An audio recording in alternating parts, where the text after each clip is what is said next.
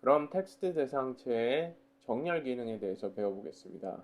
이 텍스트 대상체를 선택하면 다음과 같이 정렬 기능에 대한 옵션을 보실 수가 있습니다. 이 텍스트 대상체는 현재 좌측 정렬로 되어 있습니다. 그리고 가운데 정렬을 누르면 보시는 것처럼 가운데로 정렬이 되고 우측 정렬 그리고 좌우 정렬이 되겠습니다. 좌우 정렬은 좌측과 우측에 여백을 남기지 않고 그 여백을 자간을 통해서 조정을 해서 만들어주는 기능입니다. 그래서 여러분이 텍스트의 양이 많다거나 할 경우 좌측과 우측을 나란히 맞추고 싶을 때 좌우 정렬을 사용하시면 좋겠습니다. 자, 그리고 다음으로 이 텍스트 대상체를 선택하고 들여쓰기 버튼을 누르게 되면 다음과 같이 한 단계씩 안으로 들여쓰기가 되는 것을 보실 수가 있습니다. 반대로 다시 이 버튼을 눌러서 들여쓰기를 앞으로 보내기를 할 수가 있습니다. 그래서 지금 다시 원 상태로 복귀한 것을 보실 수가 있습니다. 다음으로 보는 옵션은 상하 정렬 옵션입니다. 그래서 상하 정렬 옵션 같은 경우 제가 여기 만들어 놓은 표가 있습니다. 표의 안에 각각의 쉘의 상하 정렬 기능을 우리가 조정을 할 수가 있습니다. 지금 제가 선택한 쉘 페이지스라는 쉘의 상층 정렬을 누르게 되면 다음과 같이 맨 위로 붙어서 정렬이 되는 것을 보실 수가 있습니다.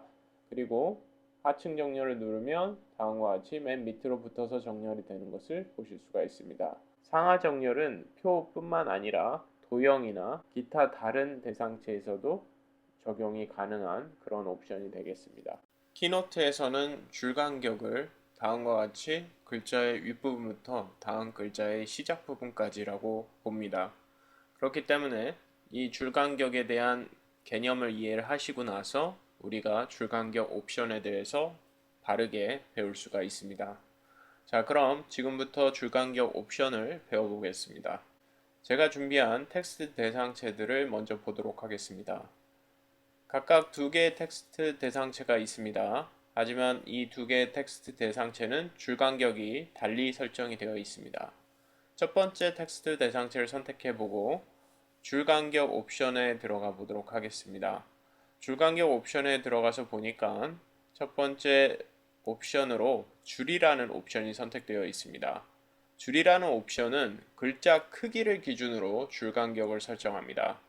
그래서 지금 보시는 것처럼 줄 간격 배율이 1이 적용된 다음과 같은 텍스트 대상체 1번이 있습니다. 그리고 두 번째 텍스트 대상체는 줄 간격 배율이 2가 적용된 텍스트 대상체입니다. 그래서 지금 화면상에 보이는 선에 따라서 첫 번째 대상체는 글자의 제일 윗부분부터 다음 글자의 시작 부분까지 표시가 되어 있습니다.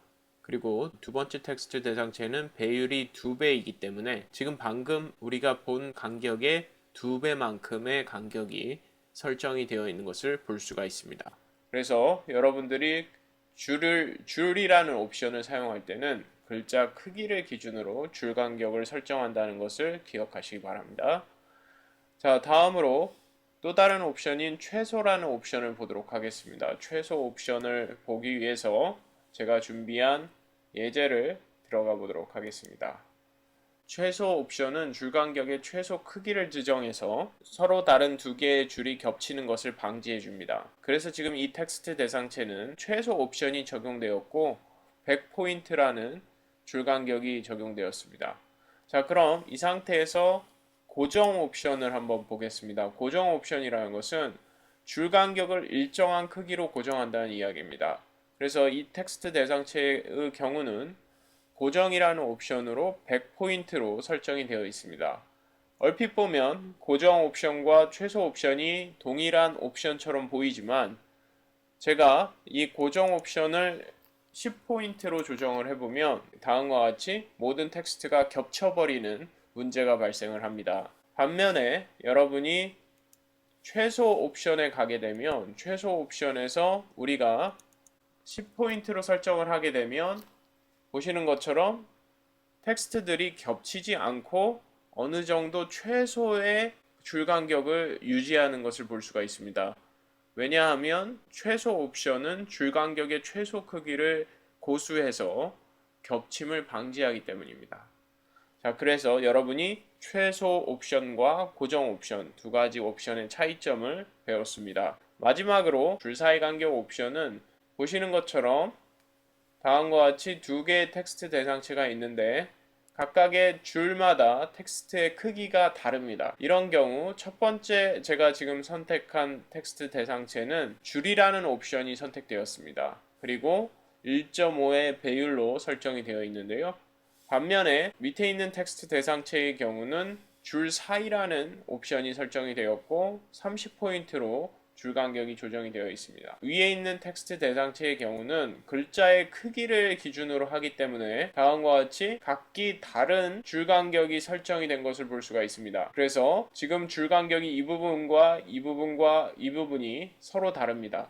반면에 줄 사이 간격을 사용하시면 여러분은 어느 정도 줄 간격을 지정을 해서 줄 간격을 지정을 하기 때문에 글자를 제외한 줄 간격을 지정해서 다음과 같이 어느 정도 일정한 줄 간격을 유지할 수 있습니다. 자, 다음으로 단락 앞뒤 옵션에 대해서 배워보겠습니다. 단락 앞뒤 옵션은 여러분들이 어떤 텍스트 단락의 앞뒤에 간격을 주시는 겁니다. 그러면 지금 화면에 보이는 텍스트 대상체를 선택하고 제가 이 제목 부분과 본문의 단락을 나눠 보겠습니다.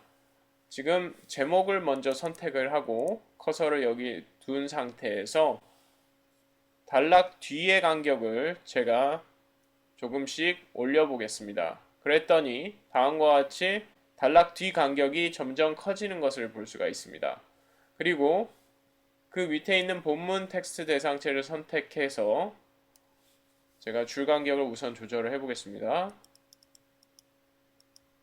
1.2 정도로 조절을 하고요. 그리고 단락을 한번 나눠 보겠습니다. 이 부분에서 엔터키를 쳐서 새로운 단락을 나누었습니다. 그리고 이 커서가 이 두 번째 단락의 앞에 둔 상태에서 단락 앞 옵션을 키워주게 되면 다음과 같이 첫 번째 단락과 두 번째 단락 사이에 간격이 다음과 같이 벌어지는 것을 볼 수가 있습니다. 자, 그러면 제가 이 텍스트 대상체를 적절히 조절을 해서 화면에 잘 보이도록 해보겠습니다.